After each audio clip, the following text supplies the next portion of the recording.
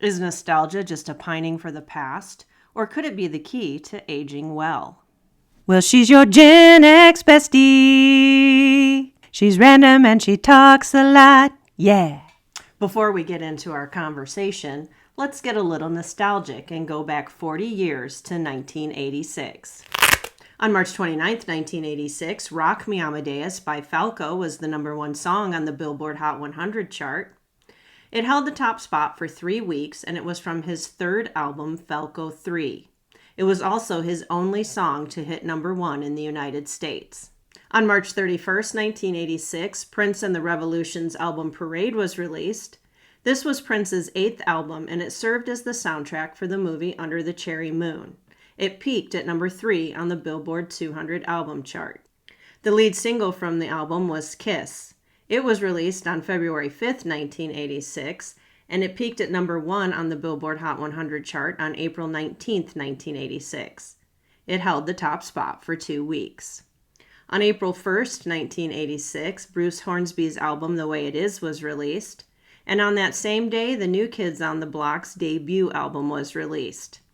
And if I'm being perfectly honest, I have never been a New Kids on the Block fan. If you are, though, please don't leave. Okay, now back to the conversation on the benefits of nostalgia. And there can be a lot of debate about it. Is it good? Is it bad? Is it neither here nor there? And probably yes, all of the above would be the proper answer for that. I think it all depends on how you're engaging in it and what you're using it for. Today, I'd like to focus. Today, I'd like to focus on the good parts of nostalgia, the benefits that it can have for us, to ease a little bit of our guilt for engaging in it all the time. Because I don't know about you, but as a Gen Xer, I think we have the best nostalgia on the planet. And I listen to the music, watch the movies, wear the clothes, and, have a few of my trinkets around me all of the time. I'm trying to embrace the benefits of drinking matcha. It's hard because it just tastes like dirt and grass. I'm going to keep trying, though. And I know engaging in nostalgia can be kind of a mixed bag. You start thinking about all the positive, fun things, listening to the music that made you happy, and inevitably one or two of those negative memories or feelings will pop in there. But today I want to focus on the positive stuff and the positive effects nostalgia can have on us as we age. I know for me, like when I engage in listening to the music and stuff, it lifts my spirits. It makes me grateful for my past and the fun that I've had, and usually triggers positive memories. And when I'm listening to that music and engaging in that, I have a feeling of energy, and it boosts my mood, and it makes me want to move more. And both of those things are good for your mental and physical health in the here and now. But there is research that shows that not only is nostalgia good for those quick hits and boosts, it can actually benefit you on a biological level. Biological level. There we go. There it was. I'm just going to be perfectly imperfect today, and I'm going to drink some more of my grass water here. I am not a fan. But it's good for me, right? So we're going to try.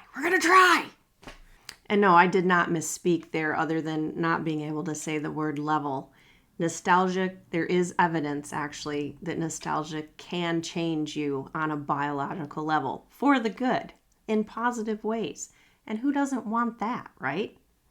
I know I do.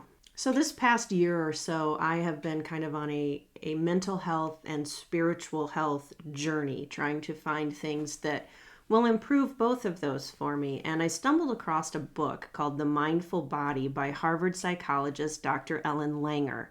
And in 1979, she did a study called the Clockwise study, and it's actually detailed a little bit in the book. And I went and found some more information and interviews from her to learn about it. But what she did was she took a group of men in their late 70s and early 80s, and they retrofitted a resort or a retreat to have the appearance of being set 20 years prior. So what would that have been?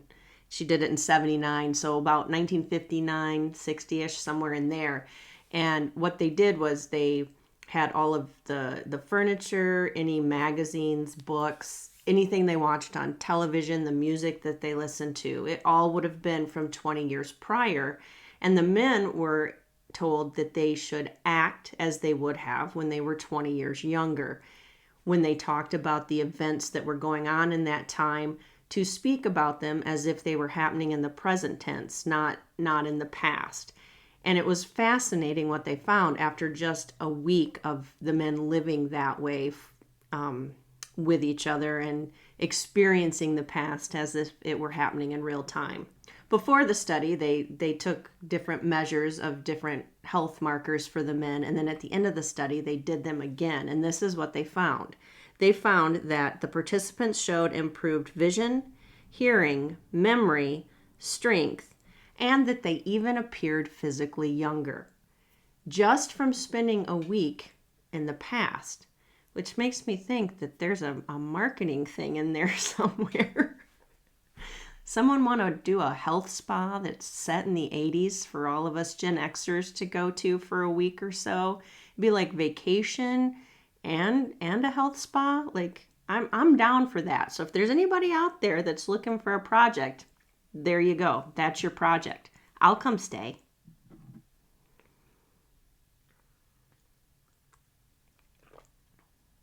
What about you guys? Would you go stay at an 80s spa and retreat and just be immersed in the 80s for a week? I think it'd be a blast. I really found that exciting. Like that there are things that we can do that are fun, not even a lot of work maybe, that improve our health. Like they weren't working out and dieting and all of that. They were just enjoying a younger time of their life, and it improved their health. I think that's amazing. There's also another study that she talks about in the book called the MAID study.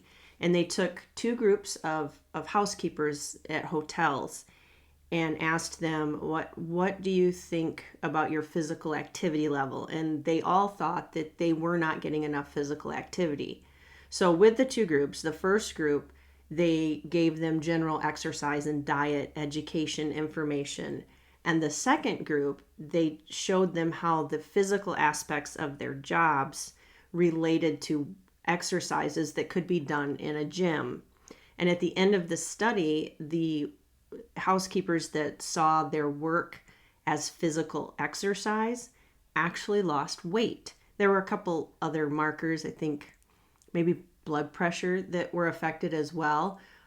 But I thought that was really neat, that just your mind understanding something differently could impact its physical effects on your body.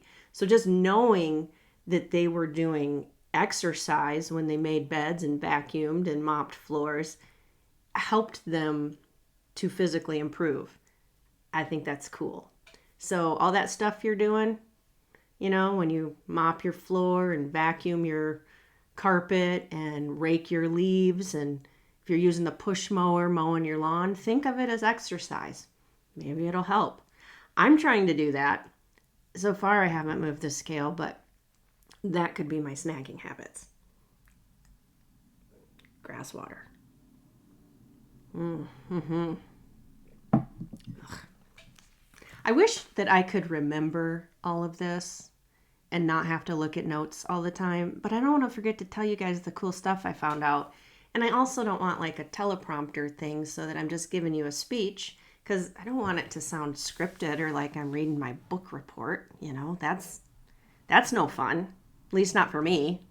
Would you like to hear me recite my 8th grade book report to you? Because I don't think you would. I don't think you'd like it. So just hang on while I look at my notes, and I'll be right back. So then the question is, how does that relate to nostalgia? Because we can't live in 2026 like it's 1986 all the time.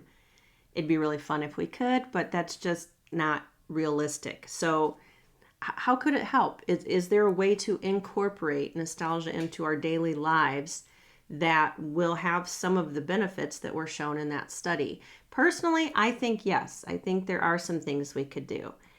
I think part of it is embracing the fact that our mind is powerful and it influences our entire existence. The way we think about things, the things we choose to believe, the things that we choose to engage our minds with, I think affect our health mentally, spiritually, and physically, and emotionally. I think everything is affected by your mind, and that it has more power than you think it does. So I feel like if we look at nostalgia as a tool to help us age well, I think it becomes a tool for us to age well. I might just read you this part like it's a book report so that I get it all out there. So this is what I wrote. If we embrace the idea that our minds are powerful and can directly impact the way we experience our physical existence, almost anything is possible. If I'm feeling a little old and tired, I'm going to put on some 80s pop and dance around the kitchen. It will definitely boost my mood and make me feel a little freer in my body. And if I make it a regular practice, who knows? Maybe this old body will actually get a little younger too. When I feel like it's too late and the parade has passed me by, for example, when I was trying to get up the nerve to try podcasting again and start this podcast, I can recall all that I did and tried in my youth and realized if that young and experienced punk could do hard things, so can I. I don't know how much time I have left, but neither did that kid, and it didn't slow her down. It's all mindset.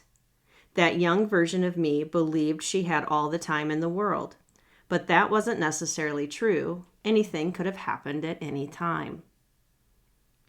And the same is still true for this older version of me. I definitely have less time left than that youngster, but I still don't know how much. I mean, if I make it to 100, I am barely halfway done. Perspective is everything. So I'm going to start seeing nostalgia as a tool. It is a way for me to remember what it feels like to be younger, physically, maybe not emotionally, but mentally and physically. I feel like if I can remember enough what that felt like take those moments, when you're doing something that feels like it did in the 1980s, maybe I can learn to feel that way even when I'm not engaging in the nostalgia. I can remember what it feels like to be energetic and young and having the future ahead of me. And if I can still embrace that attitude, maybe nostalgia is going to be an effective aging tool. I wrote some other things down here too about aging and nostalgia. And I feel like as Gen Xers, and this could be true for other groups, I kind of see it with the boomers. I don't know about the millennials because I don't really engage with a whole lot of millennials, but I think we have like a special place in our heart for our nostalgia that's maybe a little bit bigger than some other generations do. I mean, the boomers, you see a lot of the 1950s, and car shows are very 1950s, 60s focused if you go look at classic cars like we sometimes do. But there's just something about that 80s nostalgia, and we all still listen to our music, and other generations, the younger kids are listening to our music, and we love the movies and the fashion. I know so many people my own age that still wear Converse and have a members only jacket, and we just kind of love that stuff, and we haven't let go of it because we're aging. And I wonder if that hasn't served us well in having maybe a younger mental attitude, at least those of us that do engage with it on a regular basis. I also wonder if that's the reason that we kind of get a lot of crap for not acting our age or being immature or, having Peter Pan syndrome or whatever, is because we do just embrace our nostalgia and still enjoy it. And we aren't shy about it. We just put it out there for the world to see. And that begs the question, like, who decided what acting your age was like anyway? Who decided that? Why is there an attitude that when you get to be a certain age, all of a sudden you just have to slow down and that everything's done and you just, shuffle around the house waiting for the end? I don't think that should have ever been the idea of aging, and I'm not sure where it came from, but I'd like to change that. I don't think that there is any one way to age. If you want your life to get quiet, that's great. But if you don't, it doesn't have to. There's no reason that being older means it's over. And so I think we need to change that narrative. I would like to know what you guys think, and I'd like to know how you guys think that we could do that. So if you want to leave a comment, tell me your thoughts about that. I would love to know. Life is precious and short. So I think live it on your own terms. If you're not harming anyone, it doesn't matter if other people understand or like the way you choose to age, to live your life. And that goes for anyone at any age. There's no rule. There's no set rules that you're 40, so you have to act this way. You're 30, so you have to do these things. You're 70, so now you do this, and this is how you wear your hair, and this is the style clothing you wear, and these are the kind of shoes you wear, and you sit in this type of chair, it's cushy, and you can get up out of it with a button, like whatever it looks like. There are no rules. There are no rules. So do what you love. Do what you think you might love. Try new things. This is an adventure. You only get to do it once, and you don't get out of it alive. So make the most of it. I have for many years tried to behave in the ways that I thought I was supposed to according to the rules of society, and I have decided I am not doing that anymore. I am going to go about my life living according to the rules of me. If I say it's okay, it's okay. And I'm be happy about it because this is my journey and no one else has to go on it with me if they don't want to. Okay, I got a little off track there, but it's still, it's still along the nostalgia thing because I kind of do live like it's 1986 and 2026 as much as I can anyway, and I'm not going to stop. So, yeah. Okay. More grass water, and then I'll get back to the notes here and what we were really talking about, which is the benefits of nostalgia. So I have come up with a few easy ways, at least what I think are easy ways, to incorporate nostalgia into every day to kind of get your brain thinking along those lines of feeling younger and more youthful on a daily basis. So these are like 3 things I came up with. I'm sure there's plenty more. If you want to join the conversation and tell me what you think those are, I'd love to hear what you think would help. And here's mine. So start your day with music. Your favorite music from your youth, whether it's, Culture Club or Metallica or New Kids on the Block, whatever your vibe is. Play it first thing in the morning, like when you're making your coffee in the morning, and that can kind of set a tone for the day and bring that youthful, vibrant mentality with you right from the get-go, like the very beginning of your day. Just starts you off on a younger path, When you're getting dressed in the morning, ask your younger self what they would wear today and maybe take some of their advice. Now I know some of us have corporate jobs and have to wear suits. There's dress codes, there's uniforms.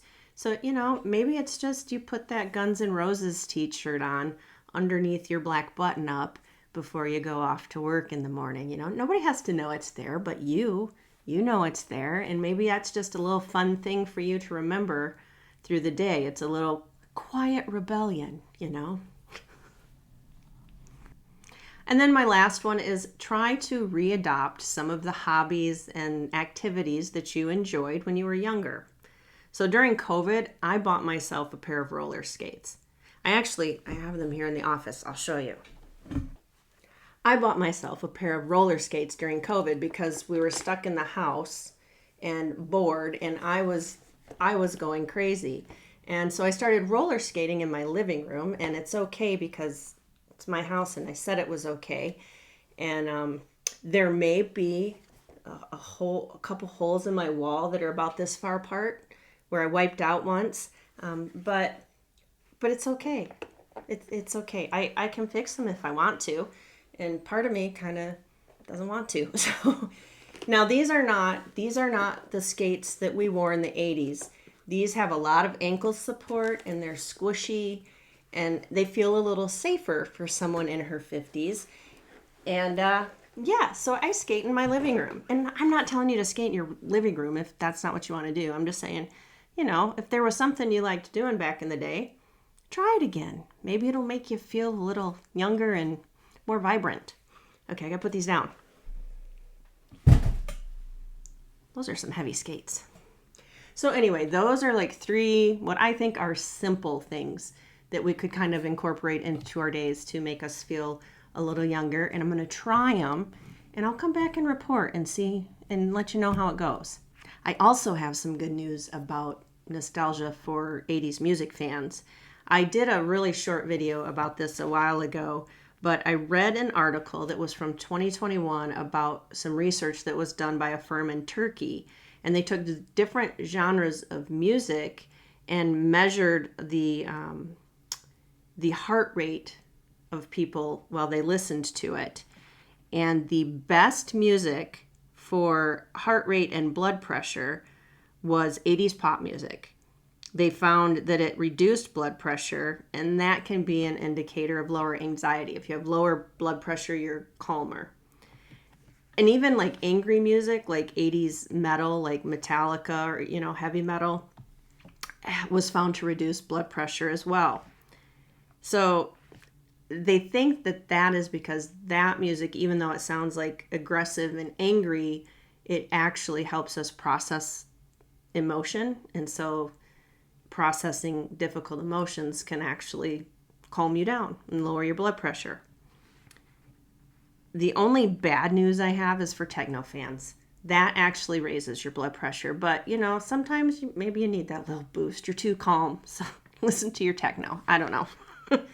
But anyway, so that's also some really positive news that music, and we've known that music affects us, but that our 80s music is actually, that's kind of proof it's the best music. At least that's how I read that article. Okay, it's book report time again because I'm just going to read this last little paragraph I have here. I think working to maintain a young at heart attitude can make us feel ageless. And when you feel ageless, you don't take your dreams off the table. We are approaching the age where we start thinking about retirement. Whether or not we will ever be able to afford it is a whole other conversation. I think most of us, when we were young, looked at retirement as a sort of being put out to pasture. Like once you retire, you just quietly go about the rest of your life in a holding pattern waiting to die. But it doesn't have to be that way. Maybe your life does get quieter because that's what you choose. But it doesn't have to get quiet if you don't want it to. You can take that gift of time that comes with retirement and totally reinvent your life. You could start a business, take up hiking, try stand-up or improv, learn to paint, start a band. You get the idea. It's kind of like being a teenager with all their hopes and dreams for the future again. We are not at the end of our story. We are just in a new and exciting chapter. If you appreciate each day as a gift, you will work to get everything out of this life that it has to offer. So those are my closing thoughts. Nostalgia can be a tool to remind us that our story isn't completely written yet. We haven't closed the back cover on our lives. So get out there and live this life. Because like I said earlier, you only get one. That's what I'm going to try and do. The 80s are going to be my fountain of youth, and I am going to live the best life possible in my 50s and beyond. Don't forget, you are loved and you have worth. Later, dudes.